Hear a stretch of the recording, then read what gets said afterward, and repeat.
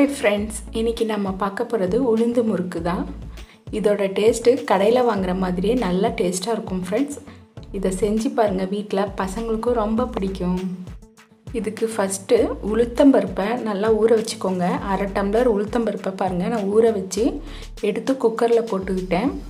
கொஞ்சோண்டு தண்ணி விட்டு அதை மூடி போட்டு நல்லா 2 சவுண்டு 3 சவுண்டு விடுங்க.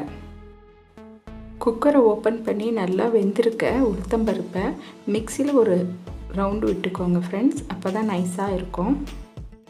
அரிசி மாவை 2 டம்ளர் எடுத்துக்கோங்க. அதுக்கு தேவையான அளவு உப்பு போட்டுக்கோங்க.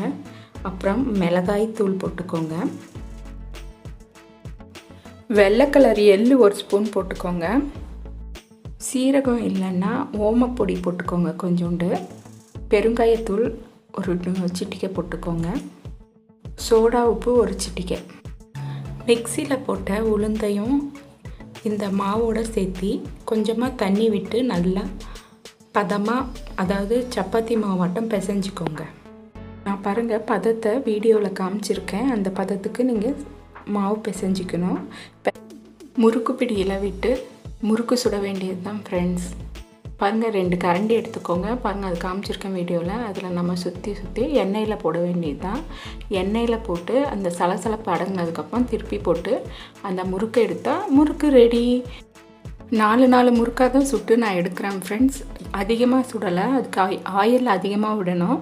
நம்ம சுட்ட எண்ணெயை 1 வாரம் 10 நாளெல்லாம் வச்சு நான் யூஸ் பண்ண மாட்டேன். 2 நாள் 3 நாள், மிஞ்சி போனால் 4 நாளைக்கு மேலே அந்த எண்ணெயை யூஸ் பண்ண மாட்டோம். அதனால் கம்மியாக தான் நான் எல்லாத்துலேயும் எண்ணெய் யூஸ் பண்ணியிருப்பேன். என்னோடய வீடியோஸ் ஷார்ட்ஸ் எல்லாத்துலேயும் பார்த்தீங்கன்னா கொஞ்சமாக தான் எண்ணெயை விட்டு கொஞ்சமாக தான் எல்லாமே ஃப்ரை பண்ணியிருப்பேன். பூரி சுடுறதா இருந்தால் கூட எண்ணெய் கம்மியாக தான் யூஸ் பண்ணுவேன். ஏன்னா அதை நம்ம 10 நாளெல்லாம் வச்சு யூஸ் பண்ணால் உடம்புக்கு நல்லதில்லை. அதனால் நான் கம்மியாக எண்ணெய் விட்டு தான் பண்ணுவேன். அதே மாதிரி தான் முறுக்கு செஞ்சுருக்கேன். 4 நாளாக சுட்டு எடுத்துக்குவேன். இப்போ பண்டிகை காலம் தொடங்கிடுச்சு.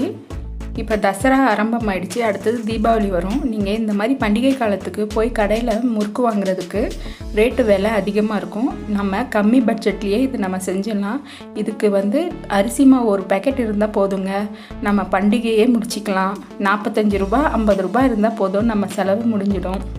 உளுத்தம்பருப்பில் செய்கிற இந்த முறுக்கு சும்மா டேஸ்ட்டு அள்ளும் ஃப்ரெண்ட்ஸ். இதை வீட்டில் நீங்களும் செஞ்சு பாருங்கள். உங்கள் பசங்களுக்கும் மற்றவங்களுக்கும் செஞ்சு கொடுங்க. லைக் பண்ணுவாங்க.